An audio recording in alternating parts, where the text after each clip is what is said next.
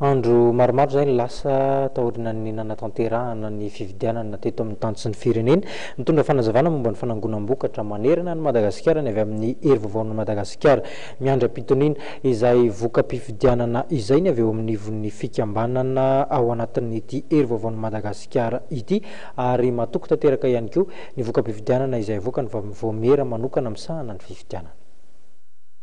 Matoko tanteraka ny vokatra izay avoaka ny voamera maleo tena amin'sahana ny fifidianana ny fikambanana hery vaovao Madagasikara raha nambanan'Andriamatora Rachid Mohamed taleny fampelezan-kevitra ao anatin'ity fikambanana ity izay nanohana ny kandida hery Rajona Armampianina. Ny vokatra izay navoakan'ny senita hatramin'izao dia mahafapo anay ary mahavelom-bolo ary vokatra izay neritreretinay amin'ny vinavina izay efa nataonay melo fifidianana ary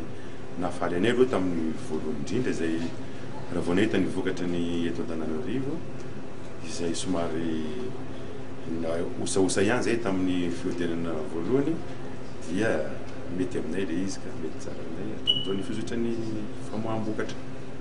Fatao anatin'izany ihany koa dia nanamafy ity taleny fampelezan-kevitra ity fa mandresy izy ireo amin'ireo faritra maro manena Madagasikara ary matoko ny fandresena amin'ny fifidianana filoham-pirenena. Amin'ny faritra roa amby roapolo izay misy eto Madagasikara dia 5 ihany zareo no mitarika, 70 hery vaovao no mitarika amin'ny faritra 70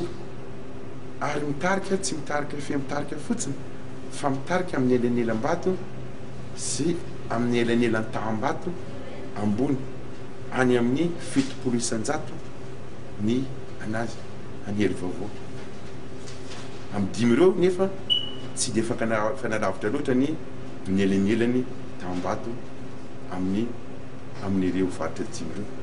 ka mazava ho azy raha mitambatra ireo tsy maintsy mitarika voalohany foana zay. Etsy andanin'izay ihany koa dia nanamafy ny avy amin'ny mpanohana ny kandida hery Rajona Armampianina fa tsy voalohany fanakianana izay ataon'izy ireo satria efa natao foana izany nandritra ny fihojiana voaloha fifidianana filoham-pirenena. Laza ihany koa ity taleny fampelezan-kevitra ity fa misy nitetika ampisara-bazana malagasy konokononona ankehitriny. Tsy voalohany ny androany ny fanakianana avy amin'ny mpifanenana amina io mbola tsy nanomboka ny fifidianana tery Antsonjobe tamin'ny faratomboka efa niteny zareo ny kandida zay mpanohana an zareo ny kandida taloha zany zay mpanohana an zareo ny kandida tompotena mihitsy zany niteny fa hoe angalabato ny zareo zahay zany angalabato tsisy pirofo io tsisy inona io tenenina fotsiny angalabato dia zao moa mandeha ny vokatra zao mitarika zany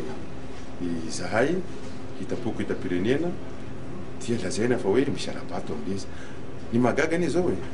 tamin'ny fihodinana faharoa tamin'ny fihodinana voalohany zareo nitarika tsisy niteny na ray aza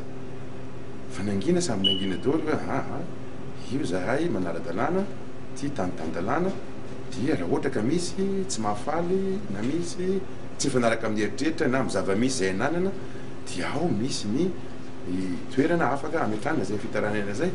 Hatreto kosa dia nanambara Andriamatora Rachid Mohamed fa ny fitsarana manokana amin'sahana ny fifidianana na ny CES hatrany no any afaka hanapaka ny valim-pifidianana farany eto Madagasikara ary ametraka fitoriana ny fitsarana izy ireo raha toa ka misy ny tsy fahatombanana sikaritra.